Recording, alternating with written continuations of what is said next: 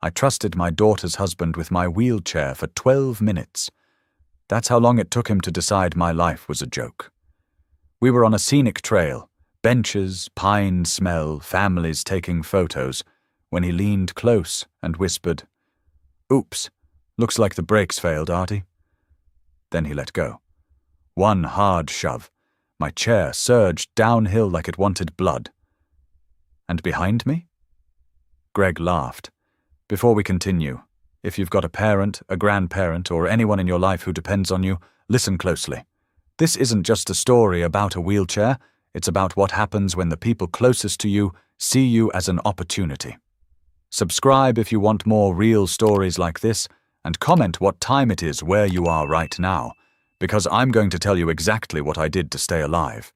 I'm Arthur, 72, retired structural engineer, the kind who spent 40 years calculating load paths and failure points so other people could sleep without their ceilings collapsing.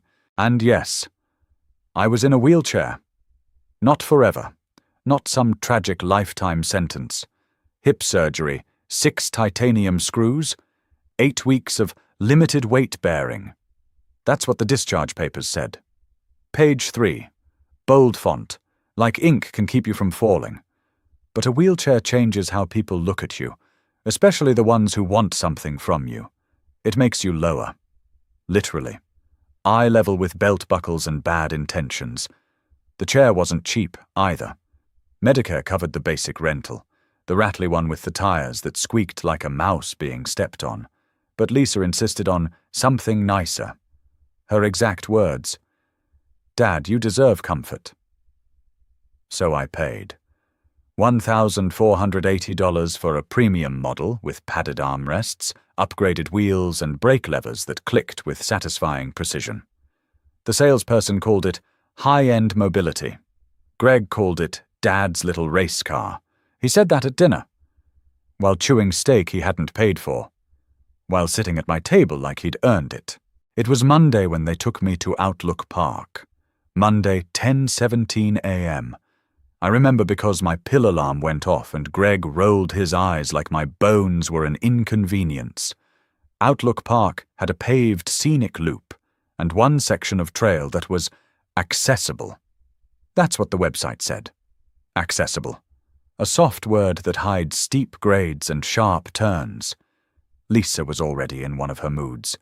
Quiet. Smiling too hard. The kind of smile that doesn't reach the eyes. Greg was unusually cheerful. That should have been the first warning. Greg only gets cheerful around 2 things: other people's money and other people's weakness. The outing was his idea, supposedly. "Fresh air will do you good, Artie." Artie.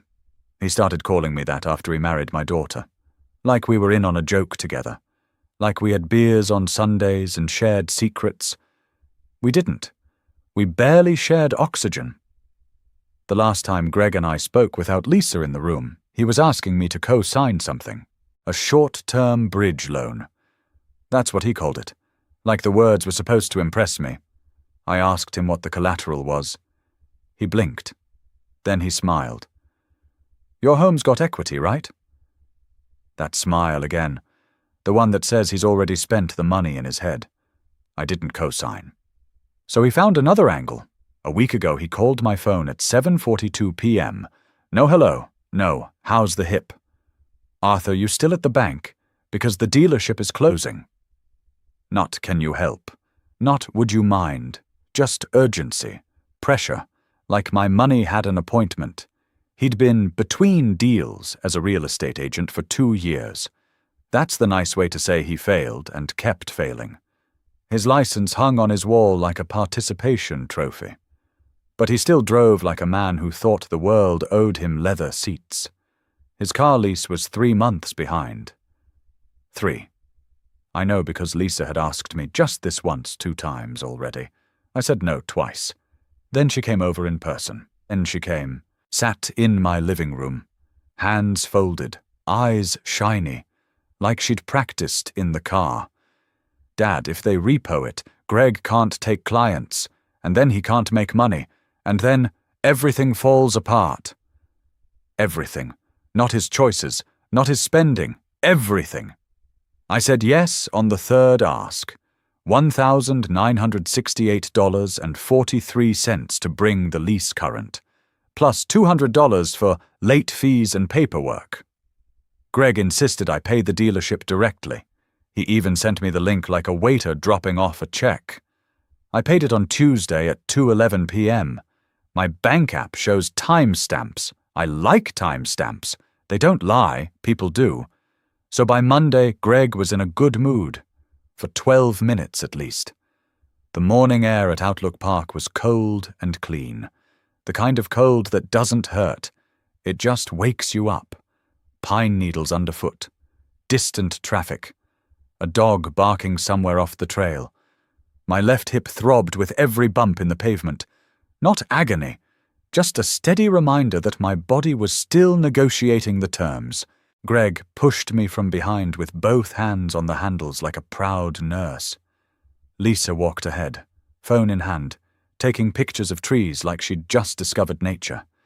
She didn't take one picture of me. Not one. I watched her screen reflect sunlight as she swiped through photos. A leaf, a squirrel, a skyline shot. No father. Funny how familiar that felt. When Catherine, my wife, was alive, Lisa used to take photos of everything. Birthdays, holidays, school plays. Catherine in the kitchen, flour on her cheek. Me holding a ladder and pretending I wasn't scared of heights. After Catherine died, the photos changed. They became curated, controlled, like grief came with a branding guide. And Greg made it worse. He liked things clean, simple, convenient. People with walkers and wheelchairs don't fit into clean. We approached the incline 10 minutes into the loop. I noticed it before we reached it. Because I always notice. Slope grade, asphalt condition, drainage patterns, the little cracks spidering from the edge where freeze-thaw cycles had done their work. It wasn't a gentle hill. It was a long, steady drop that ended near a split in the path, one direction toward a parking lot, the other toward a viewpoint with a railing. Past that railing, a steep embankment into scrub and rocks. Not a cliff, not a movie ravine, but enough to ruin a body already held together with screws. Greg's wheels made a soft hiss on the pavement. My chair felt stable. The brake levers sat under my fingers. Solid. Cold metal. I could have stopped myself. That's important. I could have stopped myself. But I didn't expect to need to. Because the man pushing me was family. Because my daughter was 10 feet ahead. Because normal people don't try to kill you on a Monday morning in a public park. Normal people. Lisa slowed and turned halfway. You okay, Dad? I nodded. Fine. My voice came out even. Older, gravelly. The way it gets when you haven't talked much. Greg leaned down near my ear like he was sharing a secret. I smelled his cologne. Too much. Sharp and sweet. The kind of scent that tries to cover something rotten. He whispered, Oops. I turned my head slightly. What? He smiled where I couldn't fully see it. But I heard it. You can hear a smile when it's smug. Looks like the brakes failed, Artie. My fingers tightened on the armrests. The brakes didn't fail. I'd tested them that morning. Twice. Click, lock, no roll. I don't trust hardware I haven't verified, and I don't trust Greg. So my brain did what it always does. It ran the numbers. If he let go here, with this slope, with my mass plus chair mass, and the friction coefficient of these tires on dry asphalt, I didn't even finish the equation before it happened. He released the handles. Then he shoved. Hard. My chair lurched forward like it had been kicked. The world pitched. Wind slapped my face. The wheels started to hum, then roar, as speed built in seconds. And behind me, Greg laughed. Not a nervous laugh. Not a whoops laugh. A clean, delighted laugh. Like he'd just won something. I tried to grab the rims, instinct, and my palms scraped hard rubber. Heat. Immediate. A sting that told me I'd lose skin if I kept it up. The chair vibrated. My hip screamed. Not with damage, but with fear. Every bump jolted through my bones like a hammer. I yanked at the brake levers. They moved. They engaged. Nothing. Because the brakes weren't the problem. The locks were. Someone had flipped the brake locks open. The lever can engage, but if the lock is released, it won't hold under load. A simple adjustment. A small betrayal. The trail split ahead. I saw the railing. I saw the embankment beyond it. I saw the gap where one loose wheel could turn into a slide. My throat went dry.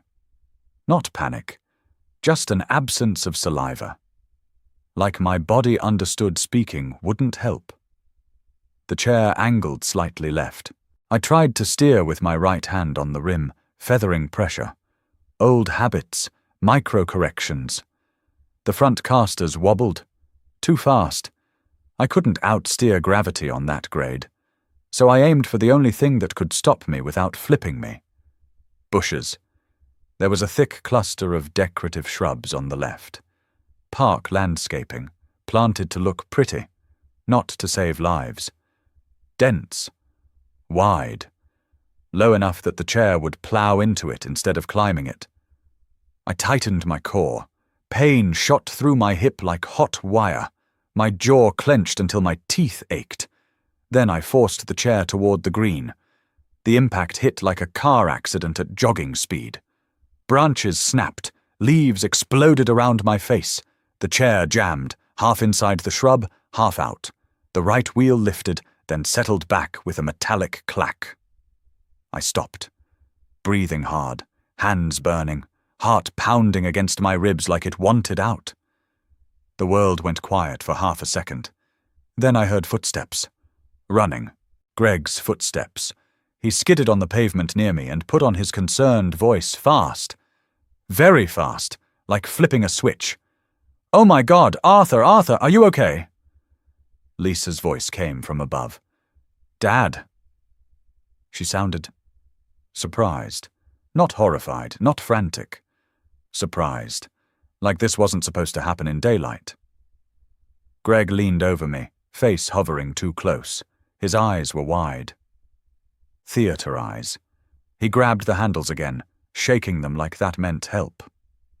And then he made sure to say it loud enough for anyone nearby to hear. He must have let go. He must have slipped. Let go. Sure. A man with 2 hands braced on armrests, who spent 40 years preventing failures, just let go on the steepest part of the trail. Greg glanced past my shoulder, quick, checking for witnesses. That's what people do when they're not actually worried about you. They're worried about the story. I kept my face blank, forced my breathing to slow. I let my mouth hang open a little. Not too much, just enough. I looked at him the way I'd seen men in rehab look when they were lost inside pain medication and confusion. What happened? I slurred, soft. Greg exhaled like relief.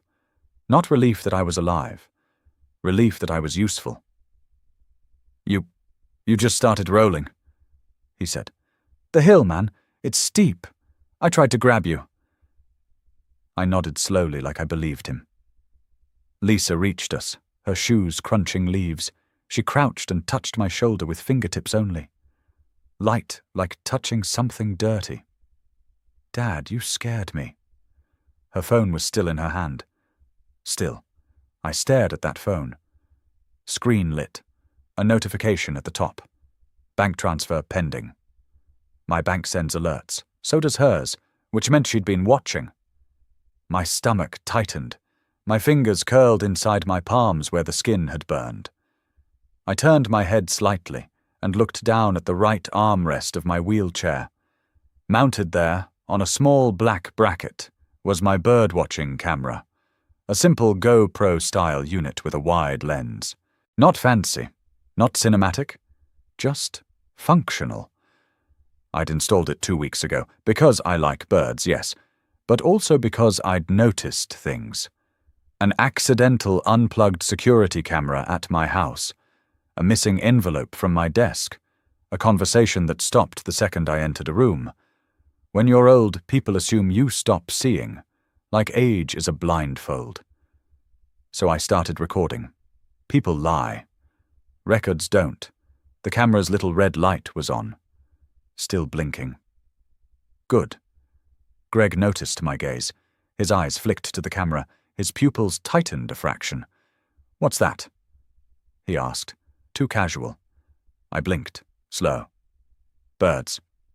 Lisa laughed, short and empty. "Dad and his gadgets."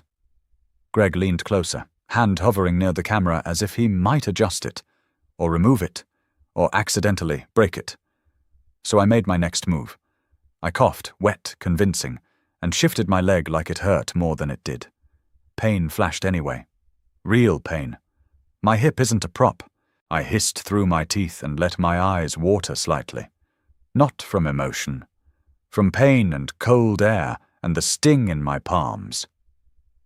Greg straightened back up, satisfied. "We need to get you to the hospital." Lisa nodded too quickly. "Yes, right now." Greg grabbed the handles again, turning the chair around with a rough jerk that jolted my hip. He didn't apologize. He just started pushing me back uphill like I weighed nothing but inconvenience. As we moved, the shrub leaves brushed my sleeves. Cold dew soaked into my cuff. My hands trembled, but I kept them on the armrests, still, controlled. Because in that moment I understood something with absolute clarity. That shove wasn't a prank, it was a test.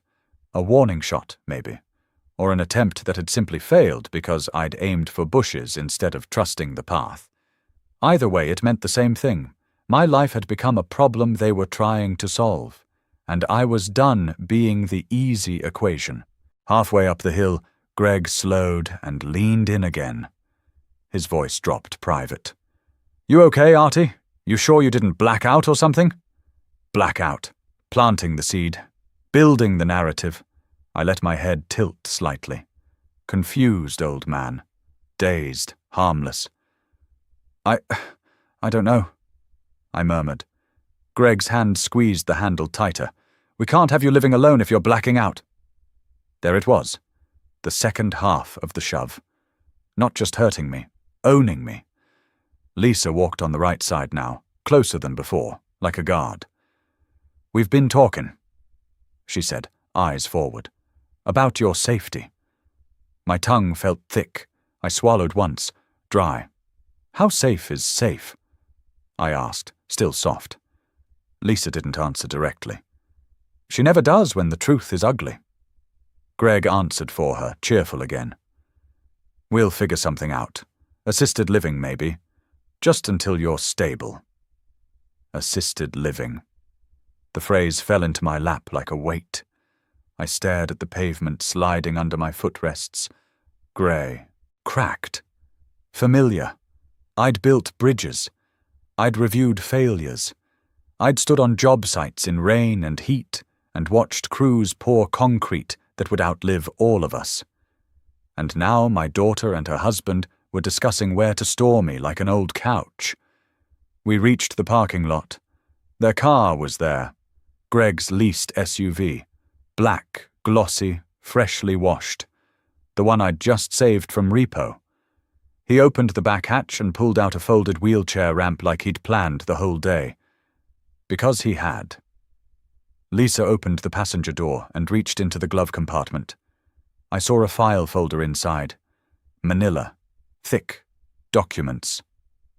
Greg noticed my eyes again and shut the hatch a little too hard. The sound cracked through the cold air. "Hospital first," he said, like ordering a meal. "Then we'll take care of the rest." I nodded again. Let my head droop. I let them lift me, transfer me, strap me in. Greg buckled my seatbelt too tight, across my chest, like restraint. The interior smelled like leather and synthetic air freshener. Pine-scented. Of course, a little plastic Christmas tree dangled from his mirror even though it was barely December. A cheap ornament trying to signal family man. I watched it swing as he started the engine. The moment the car pulled out of the lot, my fingers moved. Small, hidden under my blanket. I reached to the camera mount, pressed the release latch with my thumb. The unit slid free into my palm. I kept my face slack, kept my eyes unfocused. And while Greg talked about traffic and parking and how lucky I was, I popped the little side door of the camera with my nail. Inside was the SD card.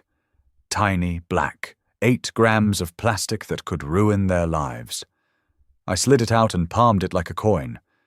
Then I lifted the edge of my sock, right ankle where the fabric was stretched thin from washing, and I tucked the card inside, between skin and cloth. Warm. Safe. Greg glanced at me in the rearview mirror. "You okay back there?" I blinked slowly.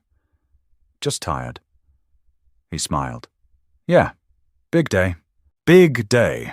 That's what you call almost dying in a park because your family wanted your house. We drove to the hospital in 11 minutes. I counted. I always count. 11 minutes from Outlook Park to St. Mary's Medical, 3 red lights. 1 lane change that Greg did without signaling. He always drives like he's the only person on the road. We arrived at 10:41 a.m. Greg wheeled me into the emergency entrance like a hero saving an old man from his own clumsiness. Lisa clutched my jacket like she was supportive. Neither of them mentioned the whisper. Neither of them mentioned laughter. They told the triage nurse a clean story. "He rolled away," Greg said. "We tried to stop him. It was terrifying." Lisa nodded. "He's been a little forgetful lately." Forgetful. There it was again. A nurse with tired eyes typed into a computer. Click, click, click. Reality turning into a record. I stared at the nurse's badge. Melissa. Blue letters. Slight smudge on the last A. She looked like she'd seen 1,000 families lie. I hoped she'd see one more. My hand sat in my lap under the blanket. Burning. Stinging. The skin scraped raw in 2 places. I didn't complain. Pain is information, that's all. A young doctor came in, late 20s, maybe 30, and introduced himself. Dr. Patel. He asked me what happened. I looked at him and let my gaze drift, unfocused. I slipped? I said, unsure. Greg jumped in immediately. "Yes, exactly, that's what we're saying. That's what we're saying. Not, that's what happened. Saying. The doctor asked if I lived alone. Lisa answered before I could. He does. Greg added, but we've been worried. Worried. The word is a disguise. People wear it to hide greed.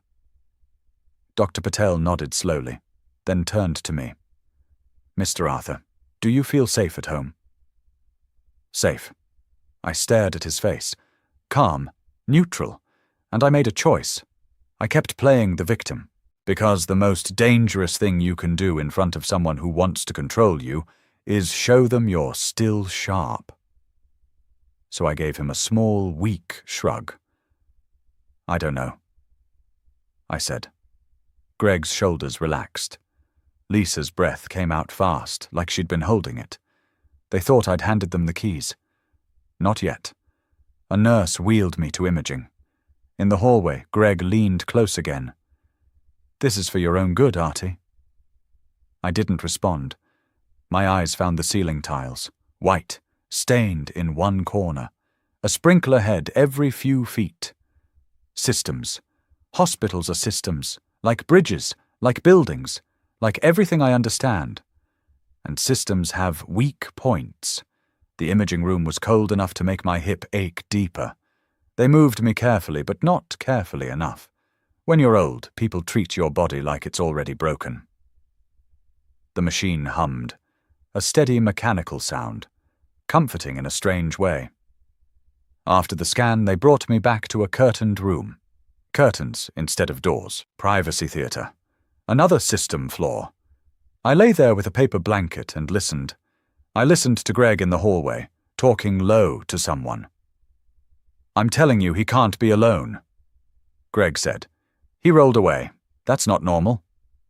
A pause. Then, we have paperwork. Paperwork. I shifted slightly and my sock brushed my ankle. the SD card pressed against skin like a secret heartbeat. Good.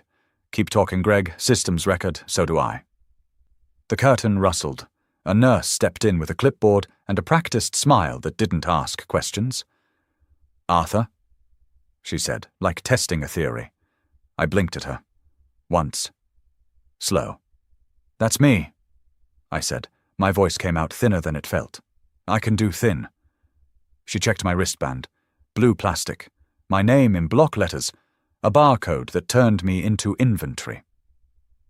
Pain level? She asked. Manageable. She nodded. That word again. Manageable. Everything is manageable when you're not the one paying for it. She left. The curtain slid shut with a whisper. Not a click.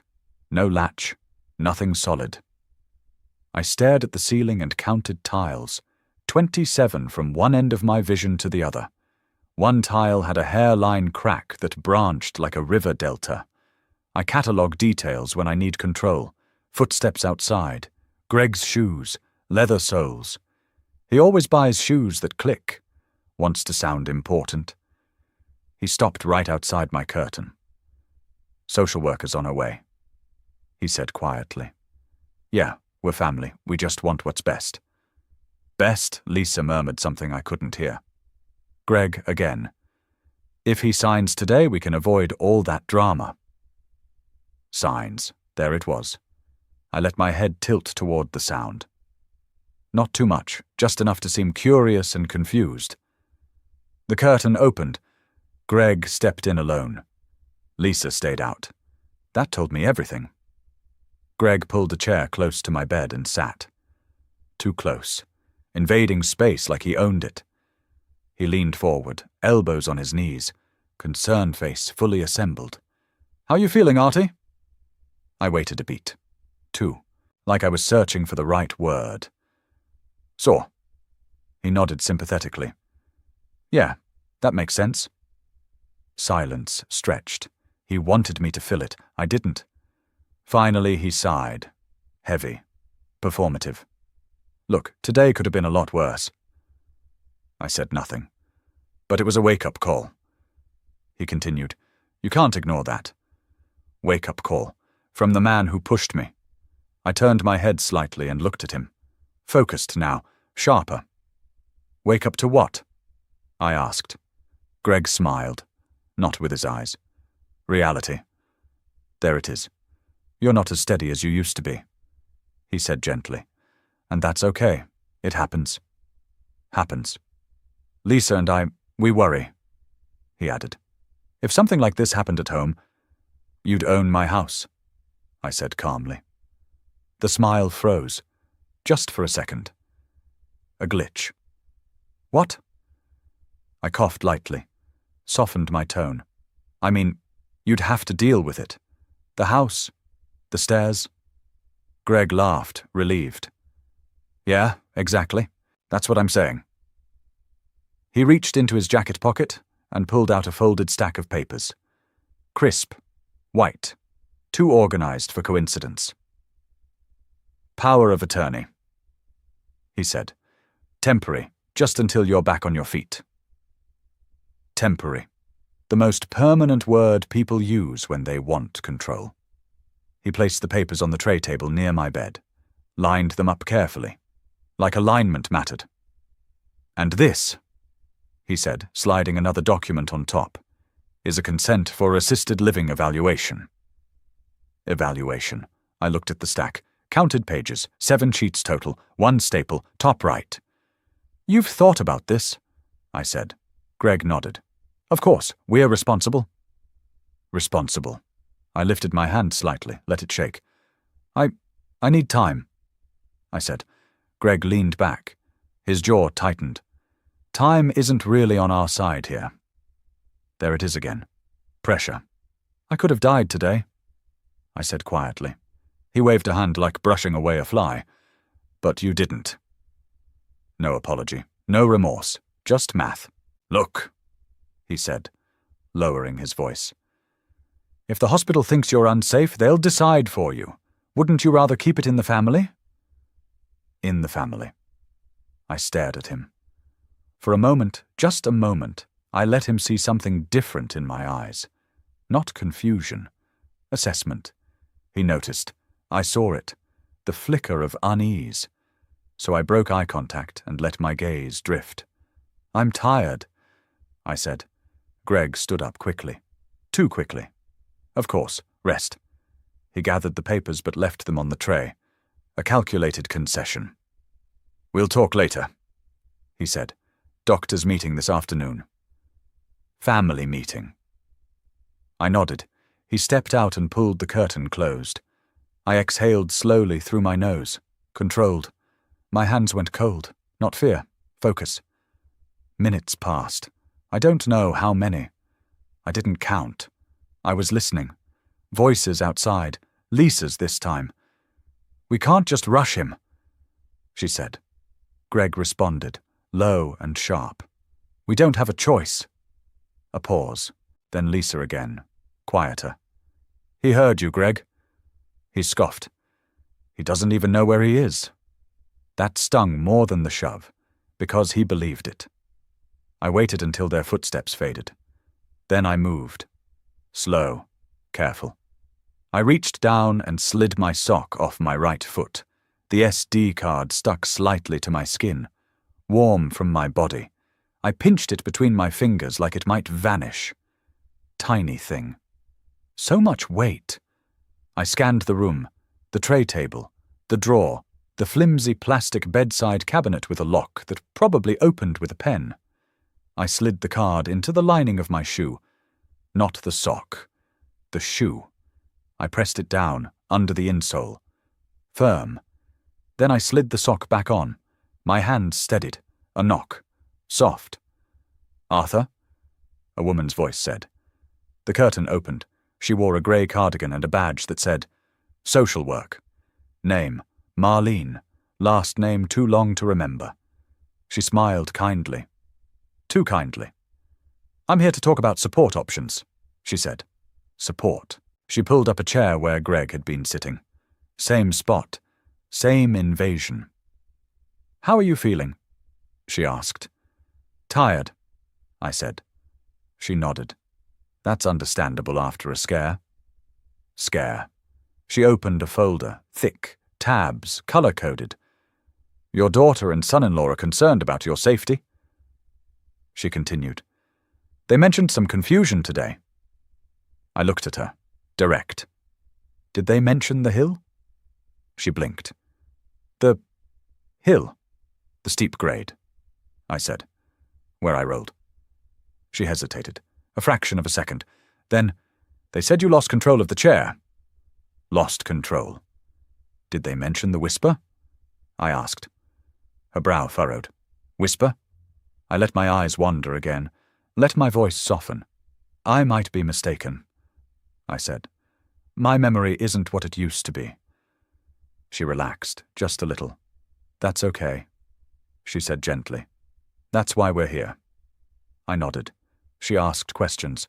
Where I lived, how often I cooked, whether I drove, whether I'd fallen before.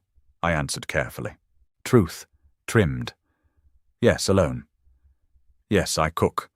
No, I don't drive right now." "No, I haven't fallen before." She wrote notes, pen scratching paper. Then she leaned forward slightly. "Have you considered assisted living?" I smiled faintly. "Have you?" She laughed politely. "It's not for everyone." "No," I agreed. "It's not." She closed her folder. "There will be a family meeting this afternoon," she said. "We'll discuss discharge planning." Planning. She stood. "Rest now. You've been through a lot." After she left, I lay back and closed my eyes. Not to sleep, to listen. The hospital hummed. Machines beeping, carts rolling, voices murmuring, life going on while mine was being negotiated. I waited until the hallway quieted again. Then I reached for my phone. Old phone. Nothing fancy. Cracked corner. Screen protector peeling. I unlocked it with my thumb. The code is Catherine's birthday. I never changed it. I opened the camera app. Not to record. To review. The bird-watching camera synced automatically when it was near my phone. Bluetooth. One of the few indulgences I allowed myself. A notification popped up. New footage available. I tapped it. The file loaded slowly. The little wheel spun. My breath held steady. Then the video appeared. Wide angle. The trail, trees, Lisa walking ahead. Greg behind me. Sound first, wind, wheels, my own breathing, then voices, Lisa's faint. "We can't just hurt him, Greg." My jaw tightened. Greg's voice clear as day. "If he falls, he breaks a hip. He goes to care. We get power of attorney over the portfolio. It's gravity, babe. It's natural causes." Natural causes. The words landed like a hammer. I watched the moment again. Greg leaning in. The whisper. The shove. The laughter. God, the laughter. It wasn't loud. It wasn't manic. It was satisfied. I stopped the video. My hands were steady. That surprised me. I didn't feel rage. Not yet. I felt confirmation. They hadn't just tried to scare me. They'd planned to erase me. I locked the phone and slid it under the mattress. Footsteps approached. Lisa came in alone this time. She closed the curtain behind her. Quietly. She stood at the foot of my bed and looked at me like she used to look at broken toys, assessing whether it was worth fixing. "Dad," she said. Her voice was softer. "How are you really?" I met her eyes. "Alive." She swallowed. "You scared us." "Us." She sat on the edge of the bed. Too close. Familiar. Manipulative. "Greg didn't mean—" she started. I raised a hand. She stopped. "I heard you," I said. She froze. "Heard what?" "Before the hill," I said. "The part about gravity." Her face drained of color. Silence stretched. Then she laughed. Short, nervous. "You must be mixing things up." Mixing things up. I didn't argue. I just said, "Mom would be ashamed." That did it. Her shoulders slumped. Her eyes filled. Real tears this time. "She wouldn't want you living alone like this," Lisa said, quickly. Defensive. "She'd want you safe." Safe. "She'd want you to sell the house." Lisa continued, voice rising. "Downsize. Let us manage things, for your care." Manage. I stared at her. This was my daughter. The one who used to fall asleep on my chest during thunderstorms. The one who cried when Catherine got sick. And here she was, negotiating my life like a closing deal. I said nothing. She wiped her eyes. "Greg's just trying to help." I nodded slowly. Then I said, "Get the papers." She blinked. "What?"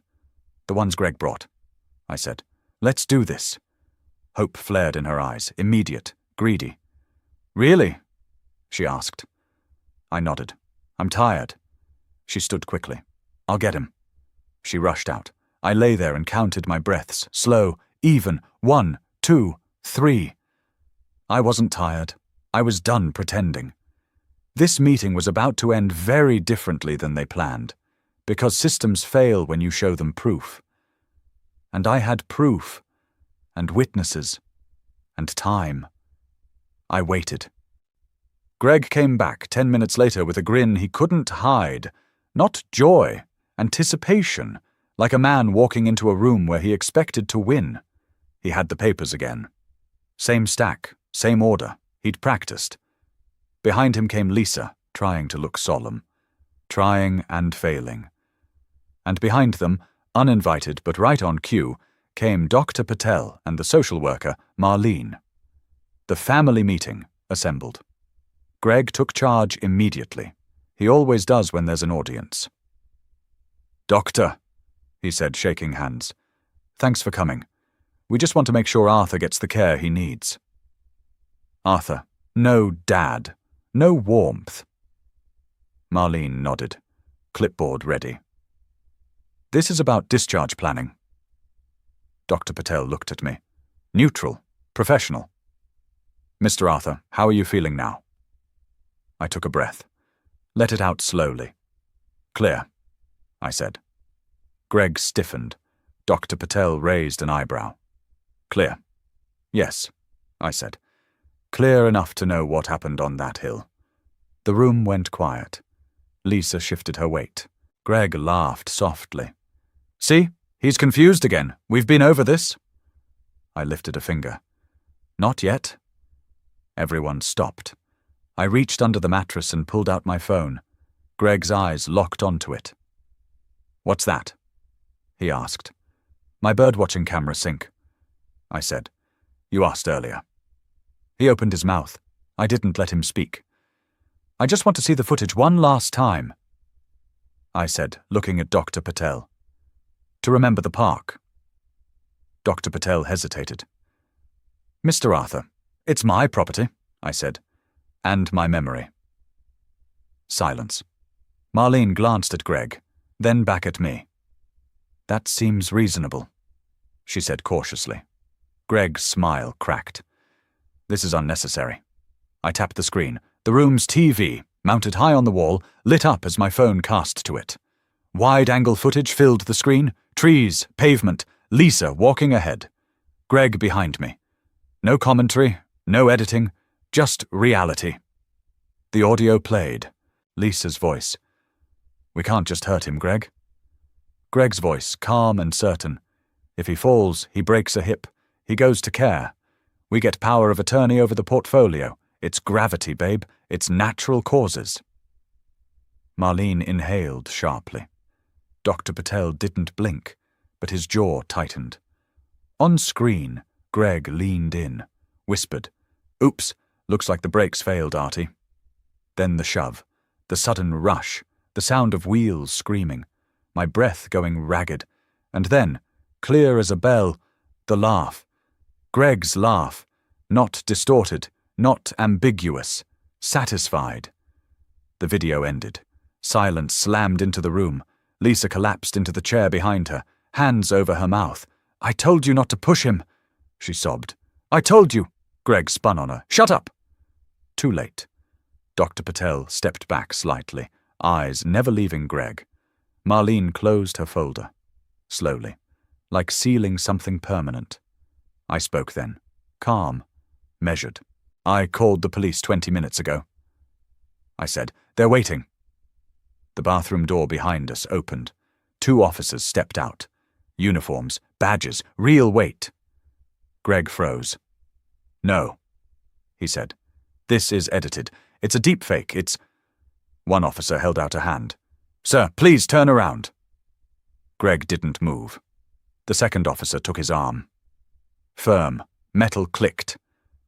Lisa cried openly now, loud, uncontained. Dr. Patel exhaled slowly, like he'd been holding it since the video started. Marlene looked at me differently, not kindly, respectfully. An officer approached my bed. Sir, he said, do you have the original file? I reached down, lifted my shoe slightly, and pulled out the SD card. I placed it in his palm. Chain of custody matters, I said. He nodded once. Yes, it does. They led Greg out. His shoes didn't click anymore, just scuffed. Lisa didn't follow. She stayed seated, crying into her hands. No one touched her. Not yet.